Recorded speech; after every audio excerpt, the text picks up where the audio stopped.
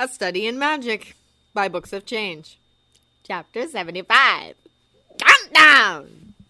Harry and all his friends left Hogwarts for the Easter holidays. Harry felt like a tight cord in his gut unwind as he boarded Hogwarts Express and fell asleep as soon as he and his friends settled in an empty compartment. He woke up some unaccountable time later. He noted Ron, Ginny, and Neville were playing Exploding Snap. Hermione had her nose buried in a book titled From the Symposium of Magical Security, and Julia was poring over her phone. "How long was I out?" Harry asked. "About 2 hours," said Julia, looking up. "And don't worry about it. You look like you needed a nap." "We all had a bit of shut-eye," said Neville, whose eyebrows were singed off. "March was hard for everyone." That was true. Hogwarts as a whole became very subdued since Umbridge entered it like a pink toad-shaped dementor, sucking the life and vitality from the people around her, particularly the teachers. Professor Trelawney, the divinations teacher, was having a particularly hard time at it, from what Neville told them. According to Neville, she often looked drunk and kept making hysterical comments about being too incompetent to do such and such a task in class after Umbridge submitted her inspection report. Harry joined Ron, Ginny, and Neville after a bit of stretching. After their second game, Hermione asked a question. "Did Sherlock give you any updates?" Ron froze a second in the middle of dealing the cards. Neville dropped the deck he was holding, and Ginny stared fixedly at Harry. "The last call I had, he only talked about bees," said Harry. Hermione frowned. "Bees? Is this some kind of code?"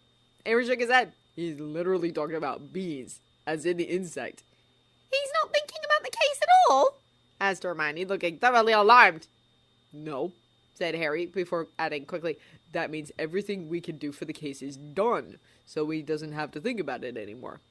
Hermione let out a long breath, looking indignant. Harry supposed she would have trouble accepting Sherlock's ability to completely detach on command. Most people got frustrated at it. After all, the vast majority would fret over an unresolved high-stake case even when the winds were warm. The train arrived at King's Cross Station in due time. John, Sherlock, who was carrying Benedict in a sling, and Sirius were waiting at platform 9 3/4, as well as Mr. Lestrade and Ron's parents. Mrs. Weasley gasped when she spotted Harry. "Oh, Harry, dear, your hair!" she cried, pointing a shaky finger at it. Harry ran a hand through his hair and smiled sheepishly. "Yeah, it turned gray." "I didn't realize it turned this gray," said John, staring at her pointedly. "Looks more like 80% white." That comment made Harry feel more worried about the state of his hair. "Maybe I should dye it." "You can turn different colors," said Sirius, looking mischievous. "Why don't we go through the rainbow?" Harry was all for it until he saw the looks on Hermione, Julia, and Ginny's faces. Hermione was glancing sideways, and Julia and Ginny looked like as though were screaming silently. "No!" Maybe not," said Harry. Sirius looked disappointed. "You know, your father would have considered it great fun." "I don't," said Sherlock. "I didn't mean you," snapped Sirius. "Obviously," Sherlock sneered. "Break it off, you two," growled Mr. Lestrade before Sirius could retort. "Some of us need to go home." "Yes, we need to return you to your henpecked existence," drawled Sherlock. Mr. Lestrade glared at him. "You know what? You could take a cab home. I uninvite you. John, take your baby." Sherlock wrapped his arms around Benedict before John could take him out of his sling. While they struggled against each other, Harry couldn't help but notice there was a lump on John's jacket right under left armpit. Considering the current situation and the location and size of the hidden object, this could only mean one thing. "I guess we're not safe yet," murmured Harry in the back of Mr. Lestrade's car after saying goodbye to the Weasleys, Hermione, and Neville. Sherlock invited himself to the ride. "Why do you say so?" asked Julia. Harry told her. Julia blinked at him for a moment. "You know, Harry, most 14-year-olds can't tell if someone is in possession of a hidden firearm," she said. Harry shrugged. "Blame my parents." They had a lively drive through London. John asked about their term, and Harry and Julia immediately spoke abuse about Umbridge. Apparently, Umbridge was as pleasant at the ministry as she was at Hogwarts because Mr. Lestrade joined in too. Mr. Lestrade dropped off everyone except Julia at Baker Street. Sirius went downstairs to his basement flat, muttering something about waiting for Remus. Harry, John, and Sherlock, plus Benedict, went upstairs. Harry plopped his wheeled trunk next to the fireplace, Sherlock supped by the kitchen, and John deposited Benedict into his enchanted high chair before everyone settled in the living room. We replaced your wardrobe, said Sherlock as he handed out the tea. Great, it only took a year, Harry muttered. Sherlock glared at him briefly. Wardrobes are a considerable investment, especially when you're a wizard. Go have a look. Now? Said Harry, startled. Yes, now, said Sherlock firmly. So Harry went upstairs to his bedroom. There he found Dr. Robert shoving a stout wardrobe made of dark wood in the corner where Harry's old broken wardrobe used to be. Harry inconsequently noted Dr. Robert wasn't dressed as badly as he normally did when left to his own devices. A combination of white t-shirt, blindingly blue jogging bottoms, and black running shoes weren't too straining to the eyes. It's made of walnut wood, said Dr. Robert when John, Sherlock, and Benedict joined Harry in his bedroom. Don't ask questions I have no intention of asking, snapped Sherlock, which only made Dr. Robert grin. So you're a carpenter in your spare time? Said John. I don't make the cabinets, personally, said Dr. Robert in a tone that suggested he felt offended at John for thinking he possessed either the skills or the time to devote to carpentry. I thought we can't have one because we're a Muggle household, said Harry. A non-magic person can't buy one on behalf of a magical family member if the household is primarily Muggle, Dr. Robert corrected. That doesn't stop you from owning one, especially when I'm not charging you. Oh, said Harry. Thanks, but why are you... Dr. Robert ignored him and opened the wardrobe's door. Harry smelled a whiff of ozone. After you, said Dr. Robert, gesturing at the empty wardrobe's interior. Just take one step in. Harry stepped into the wardrobe, feeling a bit stupid as he stared at the wooden wall inches away from his nose. Then he took another step forward, and instead of hitting solid wood, he found himself plunged into darkness and his feet touching nothing. Harry wasn't alone for long. Soon, John, Sherlock, and Dr. Robert joined him in the void, no longer dark thanks to the balls of white fire dancing around Dr. Robert's head. Spatial arbitrage, said Sherlock smugly. We are in the in-between space. Unless our enemies know where we are headed, in this case we are headed to nowhere in particular, they can't access here. Therefore, it precludes any and all eavesdropping attempts. But if we're going to nowhere in particular, doesn't that mean we're stuck here? Asked Harry. What is the best place to head to when you don't know where you ought to go? Asked Sherlock. Harry thought about it. Home? Yep, said Dr. Robert, nodding. Just so you know, I made these wardrobes to take you back home if or when you enter the in-between space without any destination in mind. Harry nodded slowly. So if I take a step forward, you'll walk out of the same wardrobe as you stepped into, said Dr. Robert. Bit of a mind screw, yeah? Harry certainly felt like his head was spinning. Floating as though he was in zero gravity certainly didn't help. So why are we here? Asked Harry uncomfortably. To talk about finances, said Sherlock. Do you know why Jacqueline is selling the Magical Mobile Network? Besides her getting married and the work involved killing her slowly, no, said Harry. Then he looked at Dr. Robert. Congratulations. Thank you, said Dr. Robert touchily. Harry hesitated for a second. There was something he wondered about ever since he heard the unhappy announcement. Did the engagement mean Dr. Robert figured out a way to... Yes, I figured out a way to teach you Dalgai, said Dr. Robert. Your mother approved the training. I'll get back to you on that later. Your father looks like he can't wait to pontificate his brilliance. Yeah, go ahead and tell us, Sherlock, said John indulgently. Sherlock glowered at them all before he started speaking. The Ministry of Magic has been coveting the MMN since it started, Sherlock said, bringing a profit of over 1 million galleons a month at the paltry expense of 38,000 galleons a year. It is a company whose profitability is without peer. The ministry knew its potential and thus tried to acquire it through legal technicalities. When they failed to do so, the ministry did its best to milk the share of the profits by imposing an increasing number of regulatory laws, particularly in regards to flue powder and IT usage. Harry nodded. Though he had little knowledge of the business side of the MMN, Ron often complained about how the ministry kept changing the laws regarding flue powder, just recently imposing a commission tax on any magical transport communication method that used flue powder as a medium. The recent scandal gave the ministry ample opportunity to meddle directly, Sherlock went on. The restriction they can and will impose in the name of avoiding future scandals will make the running cost and legal bother unbearable. Hence, Jacqueline made the decision to cut off the company before the ministry has time to ratify these restrictions, so they won't encumber her in the future. But that's letting them win, said Harry indignantly. Certain sacrifices are necessary, said Sherlock sternly. Think carefully, Harry. The MMN going on sale now is a golden opportunity for the Ministry of Magic and an extension LV to gain full control. But there is a problem.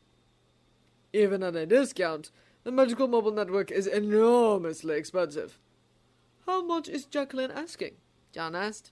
12 billion galleons, said Mr. Lestrade, who suddenly appeared in the in-between space. That's roughly half the Ministry's entire annual revenue. Harry gaped at him, and John whistled. There is no way the Ministry can afford that, said John. Nope, said Mr. Lestrade, grinning rakishly. The Ministry still has ways to raise money, though none of the options are wise, said Sherlock. They could try to buy on margin and get a loan from Gringotts, but that would alarm the goblins, and we can reasonably expect the bank to do their best to buy the MMN themselves. In fact, if the news of the sale goes out, a veritable storm of potential buyers will emerge from the international market. Therefore, the Ministry has to move quickly and completely in secret in order to secure the purchase. Couldn't they get a loan without telling Gringotts what they need the money for? Asked Harry. The goblins won't loan any money to the Ministry, said Mr. Lestrade. They're pissed off at them because of Ludo Bagman. They think the Ministry helped him escape so they can cover up the fact he skimmed off Ministry funds to pay off his personal debts. What if they use the Imperious Curse to force Miss Jackie to just hand it over? Harry asked again. They can't, said Sherlock, smirking. The Ministry wasted their one and only opportunity when they enchanted Jacqueline to make her cooperate, as if she wouldn't, even at a normal state. With the father understandably on the warpath, they will dare not try again. That leaves private loans, said John, while Harry struggled to think. Can't you imagine it happening? The Ministry can offer an underhanded deal to the rich and powerful, promising them a slice of the profits in exchange for investment money. Fudge is already in cahoots with Lucius Malfoy, so I wouldn't be surprised if Fudge had a bunch of private meetings with him recently. He had, Mr. Lestrade confirmed. Arthur's twin boys gave me this thing called extendable ears. Made eavesdropping into the minister's office easy peasy. Anyway, I recorded all the meetings. Sounded like all the reformed Death Eaters are pitching into the deal. John smirked. So when are you going to make this public? After my next press conference, said Mr. Lestrade, grinning back. I've got one scheduled before the deal the Ministry signed goes into effect. What I'm going to say is not going to make the Ministry look good. So, we've got a humiliation conga line going. Nice, said John. Harry clutched his head as he felt as though his mind was blown. So this was Sherlock's plan. Offer to the Ministry of Magic the much-coveted Magical Mobile Network when it was in turmoil, which they themselves generated to show Lord Voldemort's return, so the Ministry would think they are getting the company at a bargain price even when the offering price was well beyond their means. Rather than pass the opportunity, Voldemort would order his Death Eaters, Lucius Malfoy, to offer to finance the buyout to Fudge, or Fudge would offer the deal to Mr. Malfoy. Either way, the result would be the same. The Wizarding World would rise in anger against such blatant corruption and call for the Death Eaters involved to be imprisoned. That would leave Lord Voldemort almost completely without resources. There was one problem, however. But we're going to lose the MMN, said Harry. We will, said Sherlock, but we can more than afford to lose it. Ask your friend Ron why. Harry nodded slowly. Dr. Robert made thoughtful humming noises. I wonder if this is what the guys in the FBI felt like before Watergate, he remarked. About an hour after the meeting at Baker Street, sort of, Ron Weasley entered his twin brothers Fred and George's room at the Burrow. He managed to dodge the self-propelling custard pie, which flung itself at Ron's face the moment he opened the door, but then he got drenched under a localized rainstorm when the weather in a bottle perched on the door frame tipped over. Why'd you booby-trap your room? asked Ron furiously. Why'd you enter without knocking? George shot back. Our little Ronnykins has no manners, said Fred, shaking his head. Perhaps we should teach him some. Prots, growled Ron as he mopped his face. I've half a mind to not tell you Miss Jack wants to invest in your shop. There was a short pause while Fred and George goggled at Ron, who took the time to shut the door behind him. Miss Jack wants to invest in our joke shop? Fred repeated, looking flabbergasted. Yeah, said John. You do get talk to her later, but she'll probably give you whatever you ask as long as you show her why you need it. She's mental, Fred said in an almost odd voice. She is, a bit, said Ron, but she's not stupid. If she thinks you're worth investing, yeah, so just take it. Just don't tell Mom. The twins stared at him. So how is it going to work?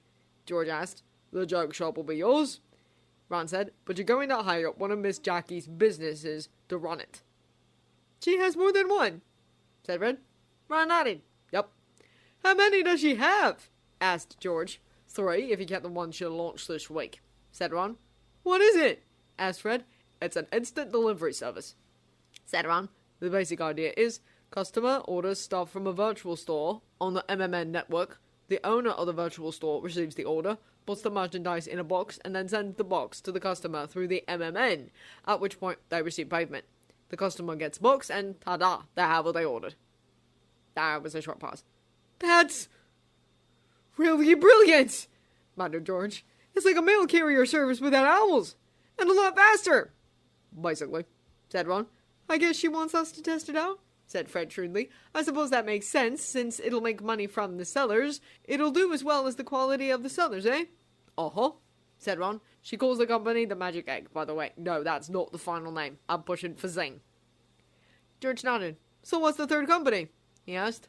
Magi Information Technology Solutions. MITS, for short, Ron said.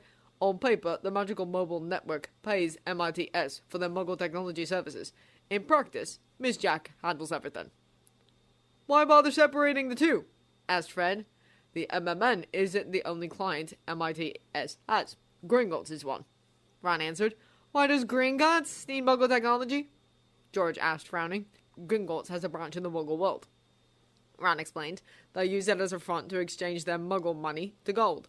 It ran into problems these past few years because all Muggle banks use computers and Gringotts needed to do the same to maintain cover. The goblin in charge of opening a vault for the MMN asked me if they could hire Miss Jackie to set something up for them. Long story short, Miss Jack started MITS to manage Gringotts Bank's Muggle technology requirements. Freddy George nodded. I suppose it wouldn't make sense to handle Muggle technology under a wizarding telephone company, said Fred. Now, how does Miss Jack find the time to run 3 businesses? She doesn't have to do much for the MITS, said Ron. She hired a bunch of Muggles who do most of the work. Isn't that expensive? It is, said Ron, but MITS is still super profitable. I'm not sure how or why. Miss Jack tried to explain it to me, but all I got is that the company is a combination of a bank and a library. The clients pay Miss Jack huge sums to store their information and move it around. Anyway, the MITS keeps track of all the MMN customer accounts, calls and whatnot. Both Fred and George abruptly went still. Wait a minute, said George slowly. Does this mean the Magical Mobile Network is only as good as the MITS? Yeah, said Ron blandly. Is the MITS under contract? Asked Fred. No, they can fire their clients at will, said Ron. Identical evil grins spread across the twins' faces. Will the MITS provide their services to the MMN if the Ministry of Magic owns it? George asked. Probably not, said Ron, shrugging. Fred and George nodded. Then they placed a hand over their respective hearts solemnly. Ron, I think we can finally acknowledge you as our brother, said Fred. We've been denying it, you know. Ron frowned. For how long? Weeks? Months? Years? Gates, huffed Ron. In a quiet residential area in USA, thousands of miles away from magical Britain and its turmoil, there was a man and a woman quietly sitting next to each other on a couch. Their hands were tightly clasped, though they neither spoke nor looked at each other. Instead, they kept their eyes affixed to the expansive white wall opposite to them, where one could see 2 projections. The first projection showed a handsome middle-aged man with white hair, who was seated behind a golden plaque that bore the name D.C.I. Lestrade. The man announced to his unseen audience that the controversial footage showing the apparent resurrection of Lord Voldemort, he who must not be named, originated from the hidden cameras the Department of Magical Law Enforcement installed in Little Hangleton, a small village in northern England. They had put it there for a case involving a muggle named Frank Bryce, who had been killed by the killing curse last year, but completely forgotten about it. The second projection was completely blank, but there were voices coming from the source of the projection. An anxious-sounding man rambled at length how expensive the purchase was.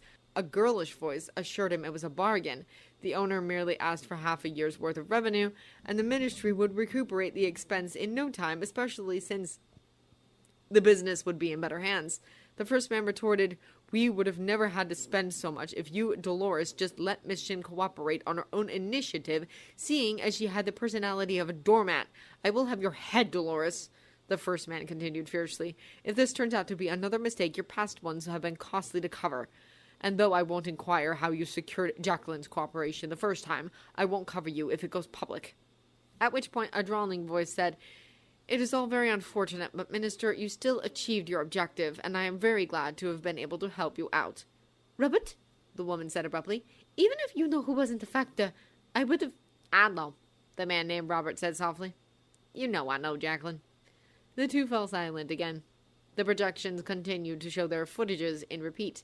In the background, next to the projectors, a rack of servers and several desktop computers blinked and hummed.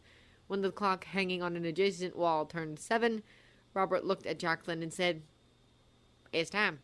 Jacqueline nodded once. She released the hand clutching Robert's, silently walked over to one of the desktops, the one connected to a monitor, and typed something rapidly on the accompanying keyboard. Then she paused for a moment, a thin finger poised. Then she pressed enter. It's done, Jacqueline murmured.